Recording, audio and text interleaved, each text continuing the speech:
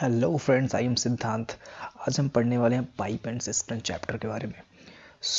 अगर आपने चैनल को भी सब्सक्राइब नहीं किया है तो अगर वीडियो पसंद आए तो ज़रूर चैनल को सब्सक्राइब कर लेना, क्योंकि यहाँ पे हम रेलवे से रिलेटेड ग्रुप डी या फिर एनटीपीसी से रिलेटेड जितने भी प्रीवियस ईयर में क्वेश्चन आए हुए हैं उन्हीं को डिस्कस करते हैं और जल्दी जल्दी रिवीजन करने की कोशिश करते हैं। पहले चैप्टर में हम थोड़ा बेसिक डिस्कस करते हैं जिसमें से थोड़ा सा टाइम लग सकता है, मे भी वो चीज़ें आपको आ रही हूँ, लेकिन नेक्स्ट वीडियोज़ में जो भी हमारा पार्ट 2 वाला वीडियो होगा उसमें हम क्वेश्चन को फटाफट डिस्कस करेंगे। तो अगर आप चैनल पर नए आए हैं और पहली बार वीडियो को देख रहे हैं तो इसे ज़रूर सब्सक्राइब कर लीजिए, ठीक है। तो बिना देरी के डायरेक्ट हम क्वेश्चन पे आते हैं। क्वेश्चन को पहले थोड़ा सा आप पढ़ लीजिए, फिर हम एक्सप्लेन करेंगे। ओके, तो आपके पास 10 सेकंड है, क्वेश्चन को आप पढ़ लीजिए।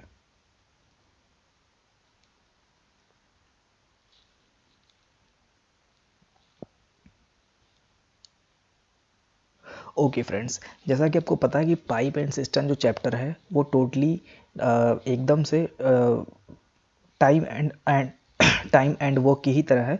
दोनों में कोई खास अंतर नहीं है। उसमें क्या होता था कि 2-3 लोग काम करते थे, दोनों का एलसीएम निकालते थे और उसमें से पार्टिकुलर का टाइम पीरियड निकालते थे कि वो 1 घंटे में कितना काम कर रहे हैं। ऐसे ही यहाँ पे हम क्या करते हैं कि यहाँ पे जो टैंक की कैपेसिटी होती है वो एलसीएम होता है, यानी कि जो हम एलसीएम निकालेंगे, जैसे कोई पाइप इतने टाइम में भर रहा है, दूसरा पाइप इतने टाइम में भर रहा है, तो दोनों का जो हम एलसीएम निकालेंगे वो होती है टैंक की कैपेसिटी, ठीक है। तो पार्टिकुलर ए कितने टाइम में भर रहा है, पार्टिकुलर बी कितने टाइम में भर रहा है एंड सी कितने टाइम में उसे खाली कर रहा है। 1 घंटे का फिर हम टोटल वर्क निकालते हैं एंड डिवाइड कर देते हैं, तो हमारा टोटल टाइम निकल आता है जितना टाइम में वो टैंक भर जाएगा। तो यहाँ पे हम क्वेश्चन में आते हैं और क्वेश्चन को देखते हैं। क्वेश्चन में क्या बोल रहा है, एक टैंक 3 घंटे में एक नल द्वारा भरा जाता है जो कि ए है, और बी द्वारा इसे 4 घंटे में भरा जाता है, ठीक है। कोई टैंक है, उसे ए जो है 3 घंटे में भर रहा है और बी उसे 4 घंटे में भर रहा है। नल सी 6 घंटे में इस भरे टैंक को खाली कर सकता है। यदि सभी तीनों नल एक साथ खोल दिए जाते हैं तो टैंक को पूरी तरह से भरने के लिए कितना टाइम लगेगा। कुछ नल भर रहे हैं और कुछ नल खाली कर रहे हैं, ठीक है। तो दोनों पहले हम टोटल निकाल लेते हैं कि कितना पानी एक्चुअल में जा रहा है। तो इसको निकालने के लिए हम क्या करते हैं कि तीनों का पहले हम एलसीएम लेते हैं। यहाँ पे देखो, ए भर रहा है 3 घंटे में, बी भर रहा है 4 घंटे में एंड सी भर रहा है 6 घंटे में, ठीक है। तीनों का एलसीएम निकालते हैं, वो होती है टैंक की कैपेसिटी, दैट इज 24 लीटर, ठीक है। यहाँ पे जो एलसीएम निकाला हमने 24 आया है और ये टैंक की कैपेसिटी हो गई।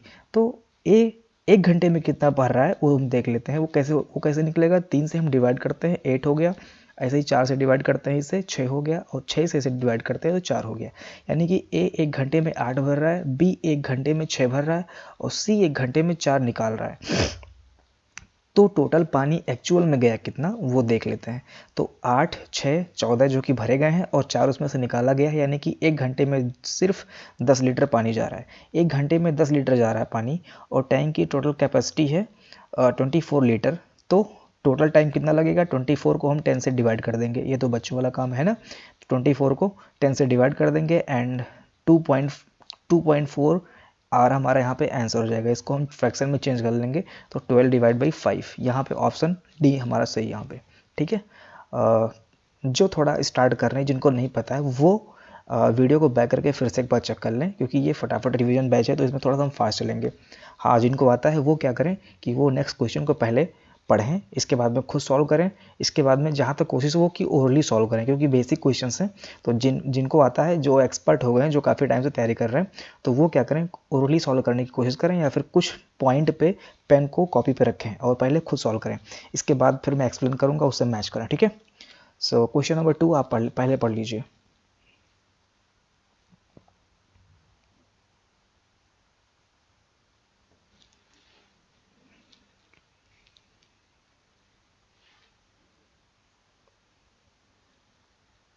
ओके, 3 पाइपों में से पहले 2 क्रमशः इतने घंटे और इतने घंटे में खाली टैंक को भरते हैं। 3 पाइप है जिसमें से 2 भर रहे हैं, 10.8 आवर एंड 21.6 आवर में भर रहे हैं, ठीक है। जबकि तीसरा पाइप भरी हुई टंकी को 18 आवर में खाली कर सकता है, यानी कि जो तीसरा पाइप है वो खाली कर रहा है। दोनों भर रहे हैं, तीसरा खाली कर रहा है। यदि टंकी खाली है और तीनों पाइप एक साथ खोल जाते हैं तो टंकी कितने टाइम में भर जाएगी, पहले वाले क्वेश्चन की तरह है। अंतर क्या है, मैंने क्वेश्चन को क्लियर करके यहाँ पर डेसिमल दे रखा है। डेसिमल देने से कोई फर्क नहीं पड़ता है, जैसे आप पहले वाले को किए थे सेम ऐसे ही करना है इसको भी। तो यहाँ पे क्या करना है, हमें एलसीएम फाइंड करना है और यहाँ पे डिफाइन करना है कौन कितने टाइम में भर रहा है। तो एलसीएम हमारा 21.6 होगा इसका, जब आप एलसीएम फाइंड करोगे तो 21.6 ही होगा। और यहाँ पे डिवाइड करेंगे तो ये ए जो है 1 घंटे में इतना भरेगा, बी इतना एंड सी इतना खाली कर देगा। तो टोटल 1 घंटे में जो काम हो रहा है वो 1.8 लीटर पानी वो जा रहा है टैंक में, ठीक है। 1.8 लीटर पानी टैंक में जा रहा है, कितने टाइम में? 1 घंटे में। 1 घंटे में 1.8 जा रहा है, तो टोटल कितने टाइम में टैंक भर जाएगा? तो 21.6 divide by 1.8 is equal 12 hour, यानी कि हमारा जो आंसर होगा वो 12 आवर में पूरी टंकी भर जाएगी। पहले वाले क्वेश्चन की तरह था, तो इसमें ज़्यादा टाइम वेस्ट नहीं करेंगे हम, जस्ट आते हैं थर्ड क्वेश्चन पे। पहले आप क्वेश्चन को पढ़ लीजिए।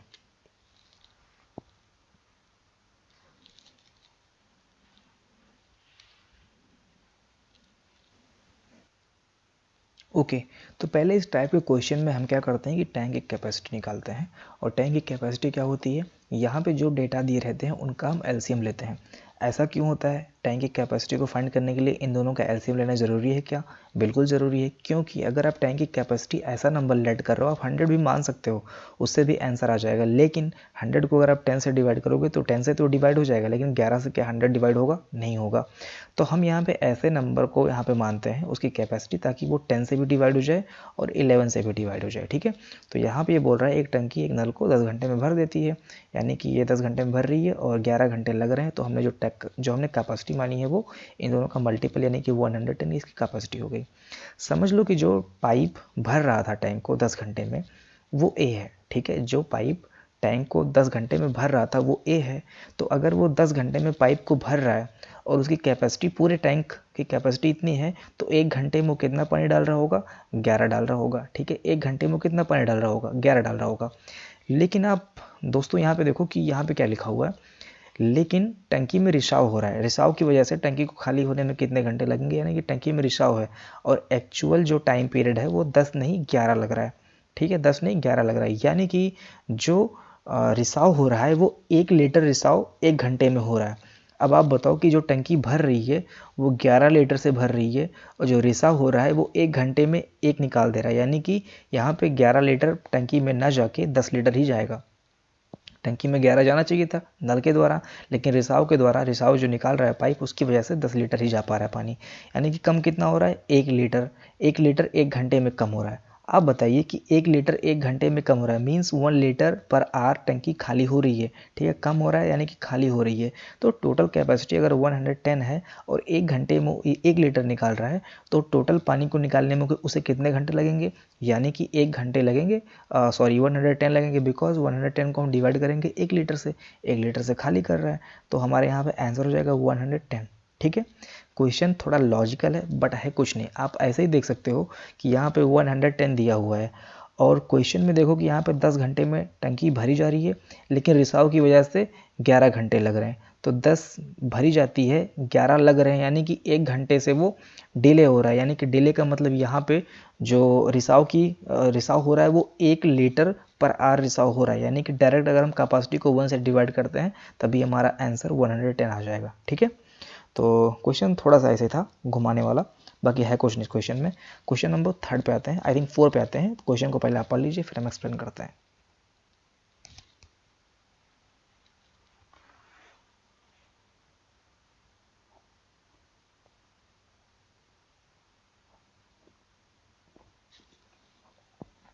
ओके पानी की एक टंकी ए और बी नलों द्वारा क्रमशः 5 मिनट और 6 मिनट में भरी जाती है, जबकि नल सी उसे 8 मिनट में खाली कर सकता है। यदि सभी नल एक साथ खोल दिए जाते हैं तो टंकी का 3/4 पार्ट भरने में कितना समय लगेगा, ठीक है। तो यहाँ पे पानी की कोई टंकी है, उसमें ए और बी द्वारा 5 और 6 मिनट में क्रमशः उसको भरा जाता है, और जबकि नल सी उसे 8 मिनट में खाली कर सकता है। क्वेश्चन नंबर फर्स्ट की तरह है ना। तो यहाँ पे अलग क्या है? यहाँ पे अलग दोस्तों ये है कि यदि सभी नल एक साथ खोल दिए जाते हैं तो टंकी का 3/4 पार्ट भरने में कितना टाइम लगेगा। जब वहाँ पे क्वेश्चन नंबर फर्स्ट में जब तीनों नल खोले जाते थे तो तीनों के द्वारा फुल टंकी को भरने में कितना टाइम लगता था, ये हमें फाइंड करना होता था। लेकिन हमें यहाँ पे फुल टंकी को भरने में कितना टाइम लगेगा ये हमें नहीं फाइंड करना है, हमें फाइंड करना है कि 3/4 पार्ट भरने में कितना टाइम लगेगा, यानी कि टंकी का 3/4 पार्ट ही हमें भरना है। तो 3/4 पार्ट भरना है हमें, तो यानी कि जो टाइम एक्चुअल टाइम लगेगा, फुल टाइम लगेगा, फुल से कम लगने वाला है यहाँ पे टाइम। ठीक है, तो यहाँ पे हम इसका एक्सप्लेनेशन देख लेते हैं, सॉल्यूशन देख लेते हैं। यहाँ पे हमने क्या किया है, इन तीनों का एलसीएम फाइंड किया है 120 लीटर, यानी कि टैंक की जो कैपेसिटी है वो 120 लीटर हो गई। फिल इन 1 आवर, यानी कि जो 1 घंटे में भरा गया पानी है वो 29 लीटर है, 29 लीटर है। ठीक है, तो 29 लीटर 1 घंटे में भर रहा है, तो पूरा टैंक को भर देगा वो इतने टाइम में, यानी कि 120 डिवाइड बाई 29, यानी कि इतने टाइम में वो पूरे टैंक को भर देगा, एक टैंक को भर देगा, इतने टाइम में वो एक टैंक को भर देगा। तो यहाँ पे एक ना होकर 3/4 टैंक को हमें भरना है, तो यहाँ पे एक ना होकर 3/4 टैंक को हमें भरना है, तो 3/4 से मल्टीप्लाई कर देंगे एंड कैंसिल करने पे हमारा जो आंसर होगा वो 90 डिवाइड बाई 29 होगा। ठीक है, तो ये हमारा क्वेश्चन ऑप्शन नंबर डी हमारे यहाँ पे सही है। यहाँ पे हमें पूरा ना फाइंड करके 3/4 पार्ट ही हमें फाइंड करना है। ठीक है, तो क्वेश्चन आई थिंक समझ में आ गया होगा सभी बच्चों को। और क्वेश्चन नंबर नेक्स्ट पे आते हैं हम, पहले आप पढ़ लीजिए।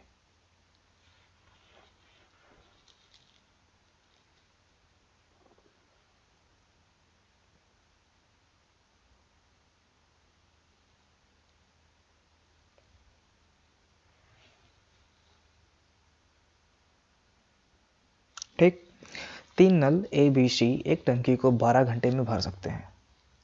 3 नल मिला के 12 घंटे में कोई टंकी भर सकते हैं। तीनों को एक साथ खोल दिया जाता है तथा 4 घंटों के बाद सी को बंद कर दिया जाता है, तथा ए और बी शेष भाग को 14 घंटे में भर सकते हैं या भर देते हैं। सी अकेले खाली टंकी को कितने टाइम में भर देगा।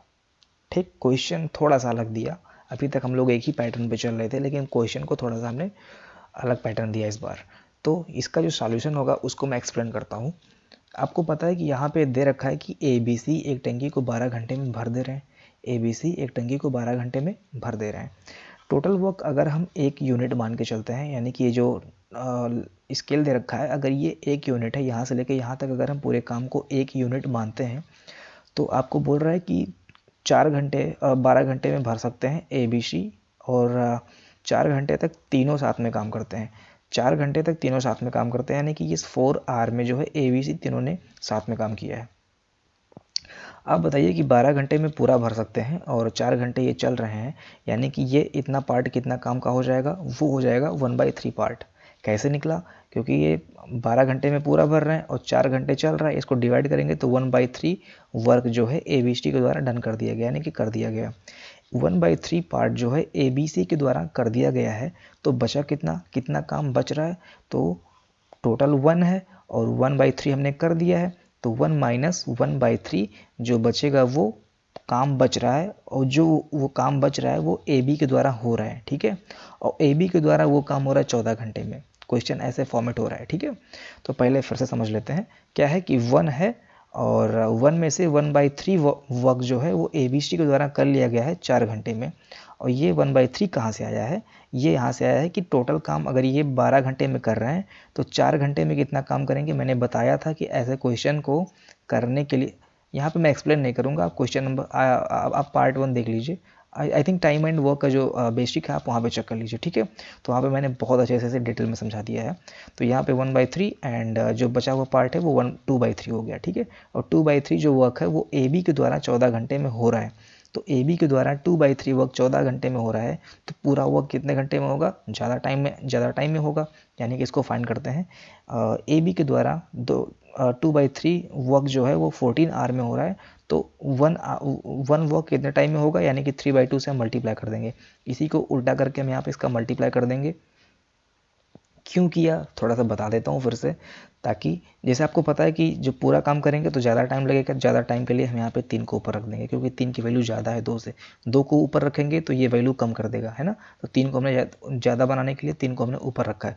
इसको डिवाइड करेंगे तो 21 आवर यहाँ पे आ जाएगा, यानी कि जो ए प्लस बी है वो 21 आवर में पूरा काम कर देगा। अब आते हैं एक नेक्स्ट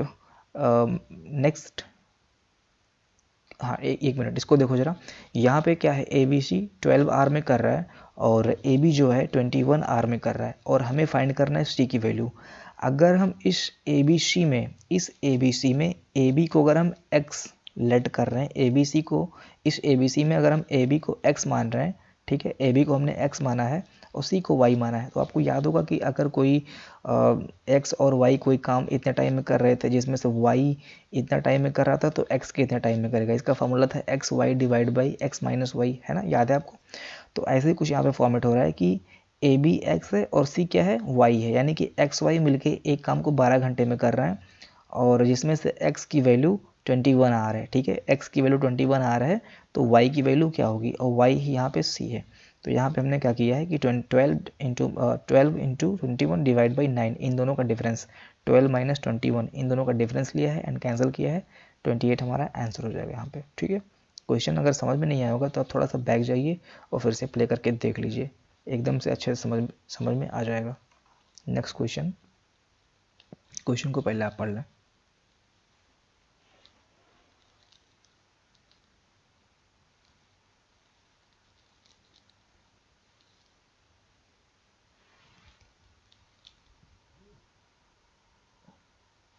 दो नल ए तथा बी किसी टंकी को क्रमशः 15 मिनट और 20 घंटे में भरते हैं, जबकि एक तीसरा नल सी भरी हुई टंकी को 25 मिनट में खाली कर देता है। प्रारंभ में तीनों नल खोल दिए जाते हैं और 10 घंटे बाद सी को बंद कर दिया जाता है, तो टंकी कितने समय में भरेगी। स्टार्टिंग में क्या हो रहा है कि ए और बी और सी तीनों को खोला जाता है, लेकिन 10 घंटे ये तीनों चलते हैं।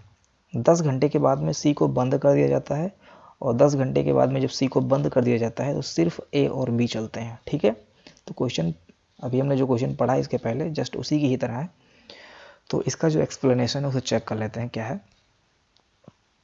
ए भर रहा है 15, बी 20 और सी भर रहा है 25 मिनट में। तीनों का एलसीएम हुआ 300।